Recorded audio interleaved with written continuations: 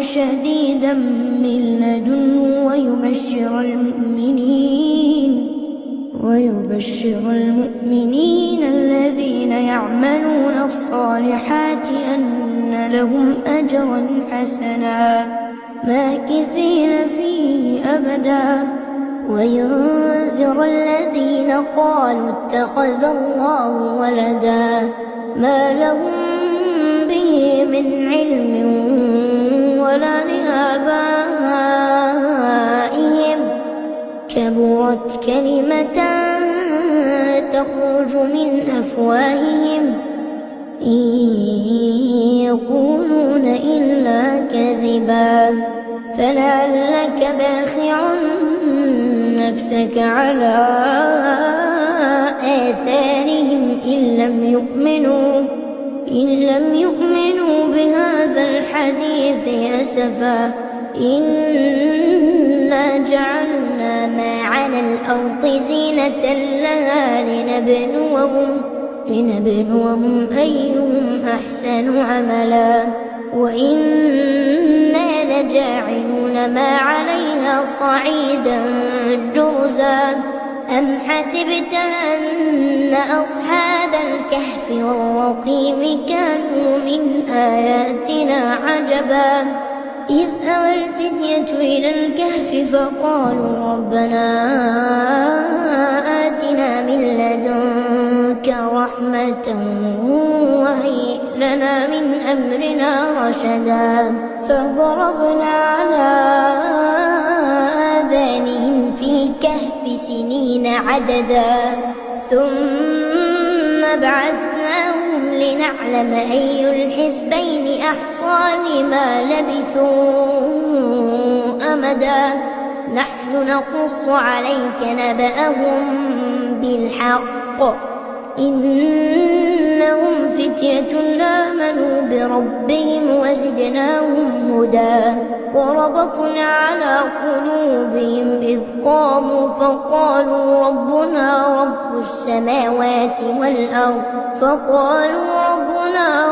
السماوات والأرض لن ندعو من دونه إلها لقد قلنا إذا شططا هؤلاء قوم اتخذوا من دونه آلهة لولا يأتون عليهم بسلطان بين فمن أظلم ممن افترى على الله كذبا وإذ اعتزلتموهم وما يعبدون إلا الله فأووا إلى الكهف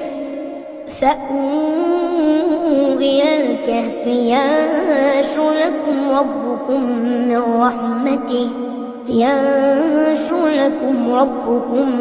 من رحمته ويهيئ لكم من أمركم مرفقا وترى الشمس إذا طلعت تزاور عن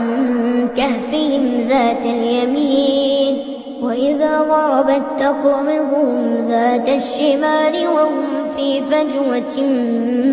منه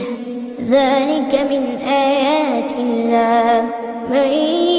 يهد الله فهو المهتد ومن يضلل فلا تجد له وليا مرشدا وتحسبهم أيقاظا وهم رقود ونقلبهم ذات اليمين وذات الشمال وكلبهم باسط ذراعيه بالوصيد لو اطلعت عليهم لوليت منهم فرارا ولملئت منهم رعبا وكذلك بعثناهم ليتساءلوا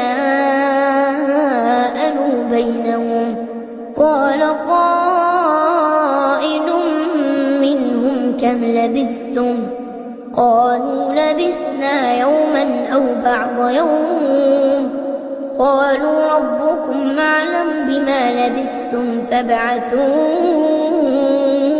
أحدكم بورقكم هذه إلى المدينة فابعثوا أحدكم بورقكم هذه إلى المدينة فلينظر أيها أزكى طعاما فليأتكم برزق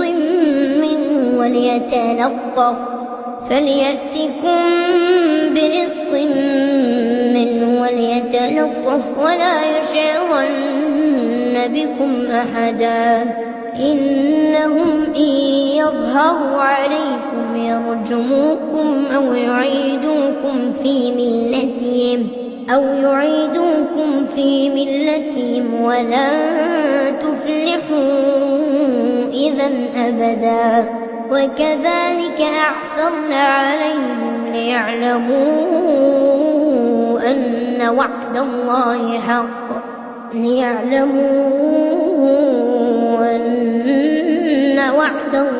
حق وأن الساعة لا ريب فيها إذ يتنازعون بينهم أمرهم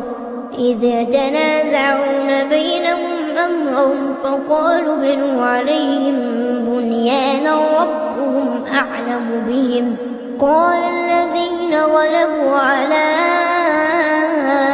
أمرهم لنتخذن عليهم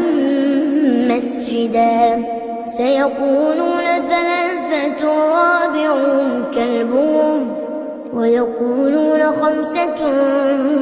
سادسهم كلبهم رجما بالغيب ويقولون سبعة وثامنهم كلبهم قل ربي أعلم بعدتهم ما يعلمهم إلا قليل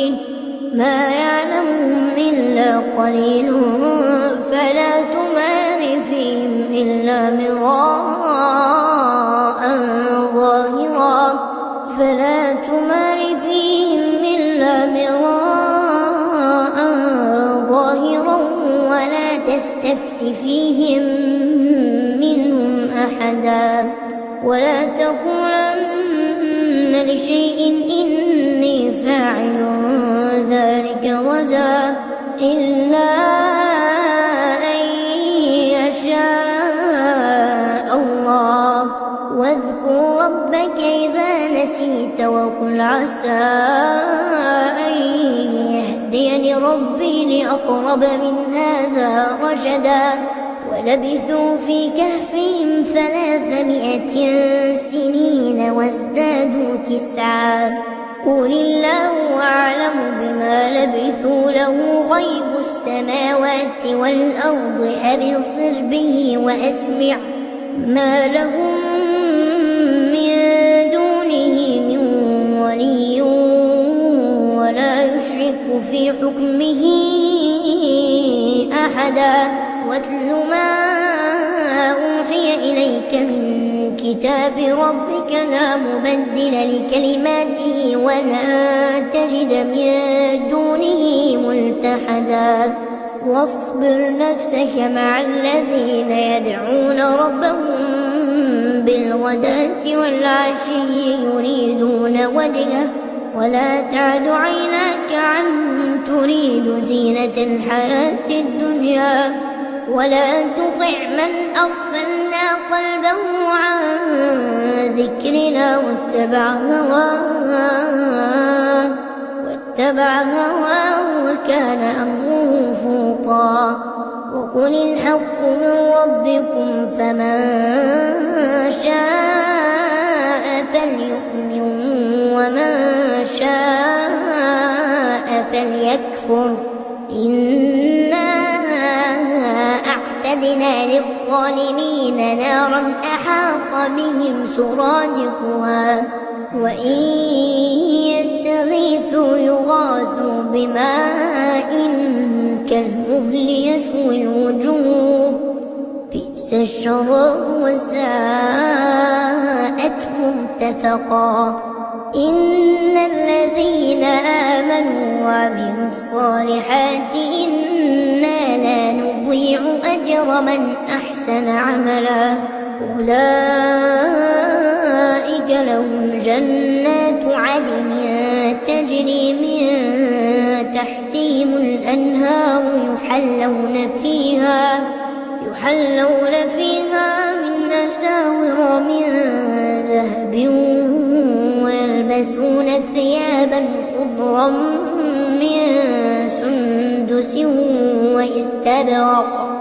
ويلبسون ثيابا خضرا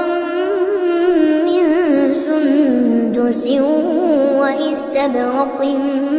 متكئين فيها على الأرائك نعم الثواب وحسنت مرتفقا واضرب لهم مثلا رجلين جعلنا لأحدهما جنتين من أعناب وحففناهما بنخل وجعلنا بينهما زرعا كلتا الجنتين آتت أكلها ولم تظلم منه شيئا وفجرنا خلالهما نهرا وكان له ثمر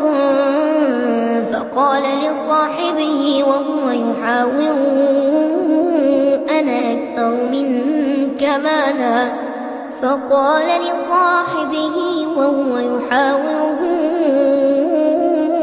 أنا أكثر منك مالا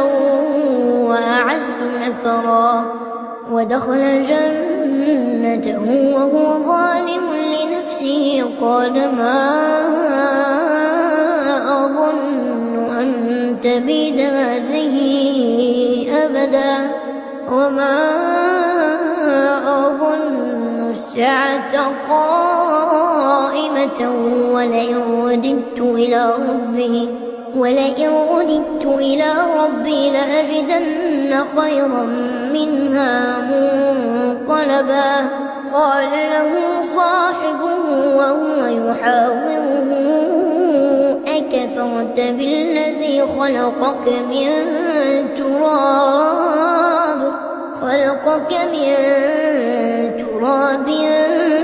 ثم من نطفة ثم سواك رجلا لكنه الله ربي ولا أشرك بربي أحدا ولولا إذ دخلت جنتك قلت ما شاء الله لا قوة إلا بالله إن ترني أنا أقل منك مالا وولدا فعسى ربي أن يؤتيني خيرا من جنتك ويرسل عليها حسبانا من السماء فتصبح صعيدا زلقا أو يصبح ماؤها غورا فلن تستطيع له طلبا وأحيط بثمره فأصبح يقلب كفيه على ما أنفق فيها وهي خاوية على عروشها ويقول يا ليتني لم أشرك بربي أحدا ولم تكن له فئة ينصرونه من دون الله وما كان منتصرا هنالك الولاية لله الحق هو خير ثوابا وخير عقبا واضرب لهم مثل الحياة الدنيا كماء أنزلناه من السماء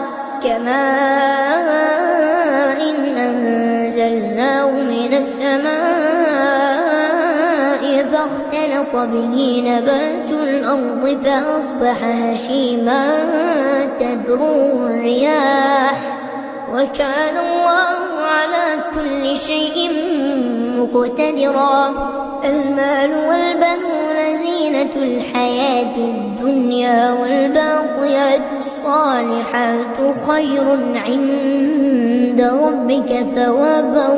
وخير أملا. ويوم نسير الجبال وترى الأرض بارزة وحشرناهم فلم نغادر منهم أحدا. وعرضوا على ربك صفا لقد جئتمونا كما خلقناكم أول مرة بل زعمتم أن لن نجعل لكم موعدا. ووضع الكتاب فترى المجرمين مشفقين مما فيه ويقولون يا ويلتنا ما لهذا الكتاب لا يغادر صغيرة ولا كبيرة إلا أحصاها ووجدوا ما عملوا حاضرا ولا يظلم ربك أحدا. وإذ قلنا للملائكة اسجدوا لآدم فسجدوا إلا إبليس كان من الجن ففسق عن أمر ربه أفتتخذونه وذريته أولياء من دوني وهم لكم عدو بئس للظالمين بدلا. ما أشهدتهم خلق السماوات والأرض ولا خلق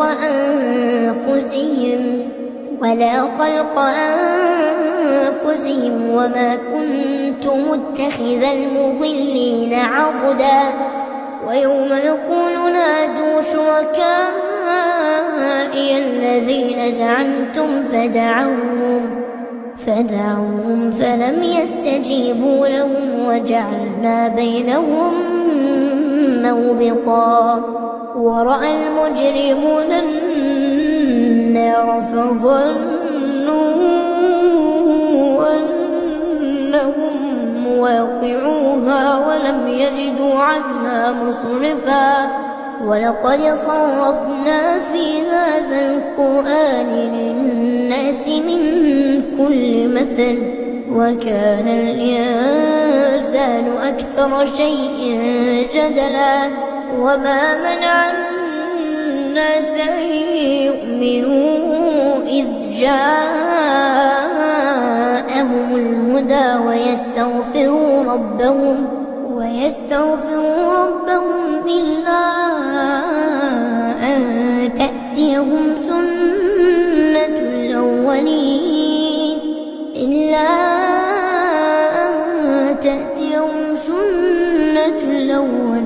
أو يأتيهم العذاب قبلا.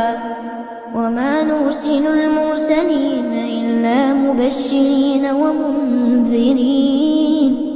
ويجادل الذين كفروا بالباطل ليدحضوا به الحق واتخذوا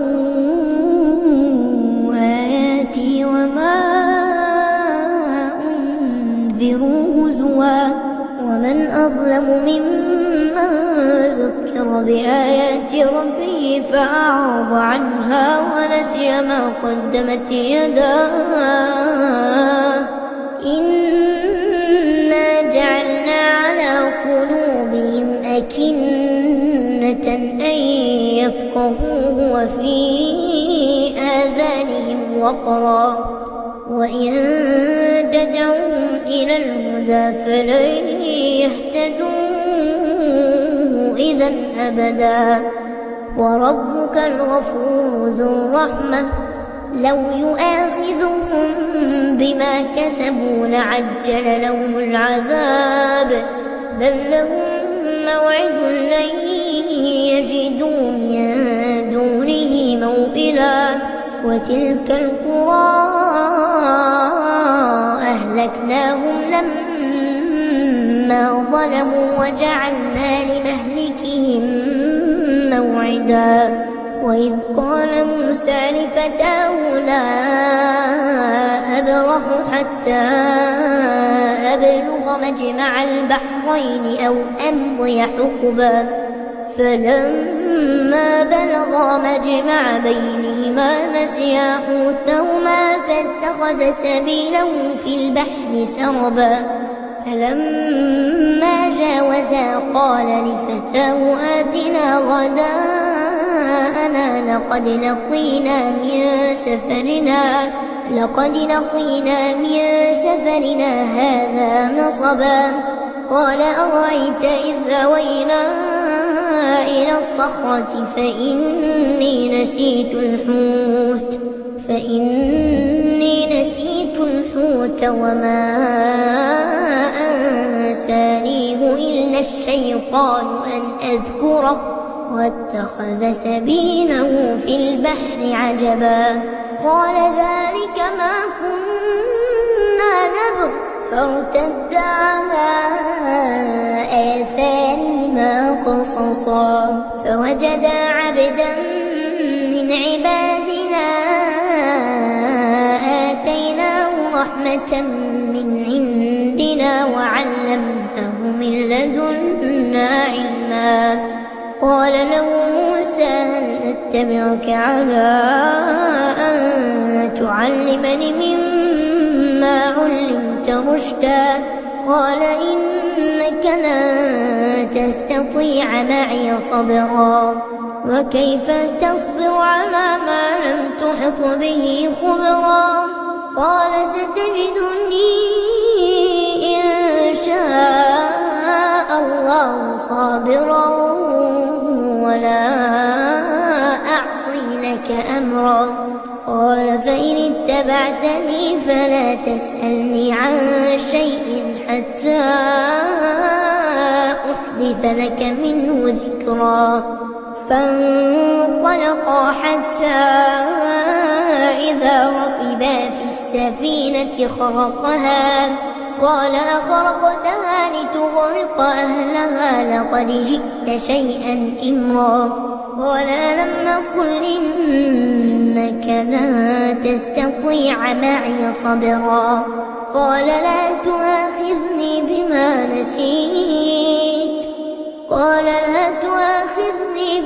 نسيت ولا ترهقني من أمري عسرا.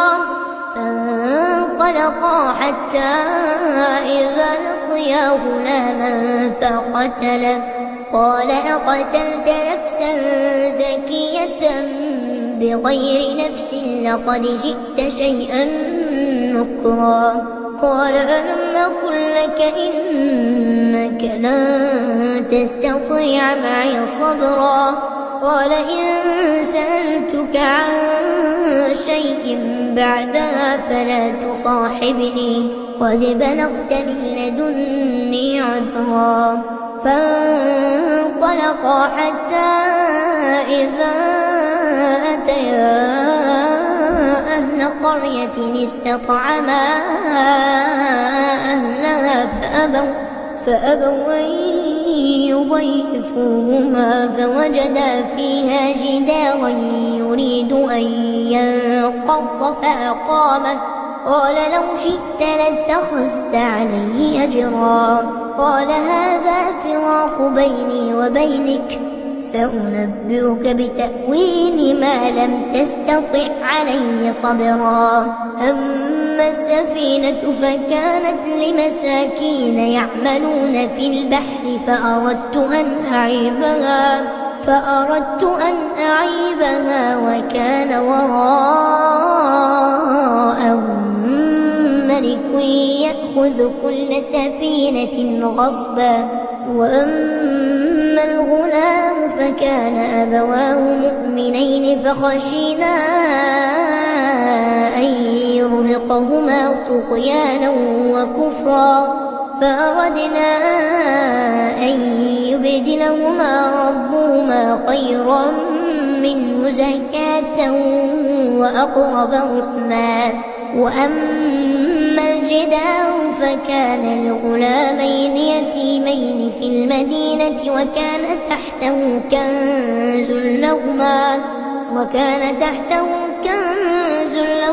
وكان أبوهما صالحا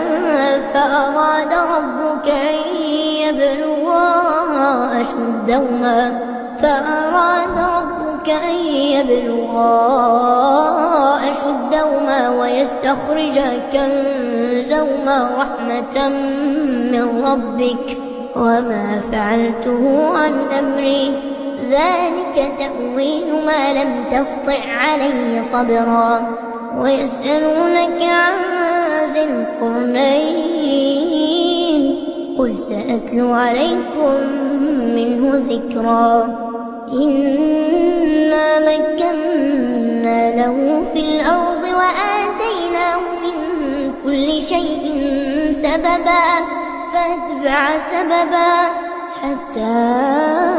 إذا بلغ مغرب الشمس وجدها تغرب في عين حمئة ووجد عندها قوما قلنا يا ذا القرنين إما أن تعذب وإما أن تتخذ فيهم حسنا قال أما من ظلم فسوف نعذبه ثم يرد إلى ربه فيعذبه عذابا نكرا وأما من آمن وعمل صالحا فله جزاء الحسنى وسنقول له من أمرنا يسرا ثم أتبع سببا حتى إذا بلغ مطلع الشمس وجدها تطلع على قوم لم نجعل لهم من دونها سترا كذلك وقد أحطنا بما لديه خبرا ثم أتبع سببا حتى إذا بلغ بين السدين وجد من دونهما قوما لا يكادون يفقهون قولا قالوا يا ذا القرنين إن يأجوج ومأجوج مفسدون في الأرض فهل نجعل لك خرجا على أن تجعل بيننا وبينهم سدا قال ما مكنني فيه ربي خير فاعينوني بقوة أجعل بينكم وبينهم ردما آتوني زبر الحديد حتى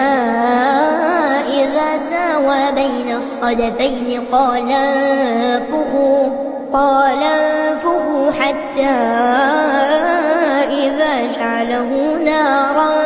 قال آتوني أفرغ عليه قطرا فما استطاعوا أن يظهروا وما استطاعوا له نقبا قال هذا رحمة من ربي فإذا جاء وعد ربي جعله دكاء وكان وعد ربي حقا وتركنا بعضهم يومئذ يموج في بعض ونفخ في الصور فجمعناهم جمعا وعرضنا جهنم يومئذ للكافرين عرضا الذين كانت أعينهم في غطاء عن ذكري وكانوا لا يستطيعون سمعا أفحسب الذين كفروا أن يتخذوا عبادي من دوني أولياء إنا أعتدنا جهنم للكافرين نزلا قل هل ننبئكم بالأخسرين أعمالا الذين ضل سعيهم في الحياة الدنيا وهم يحسبون أنهم يحسنون صنعا أولئك الذين كفروا بآيات ربهم ولقائه فحبطت أعمالهم فلا نقيم لهم يوم القيامة وزنا ذلك جزاؤهم جهنم ذلك جزاؤهم جهنم بما كفروا واتخذوا آياتي ورسلي هزوا إن الذين آمنوا وعملوا الصالحات كانت لهم جنات الفردوس نزلا خالدين فيها لا يبغون عنها حولا قل لو كان البحر مدادا لكلمات ربي لنفد البحر قبل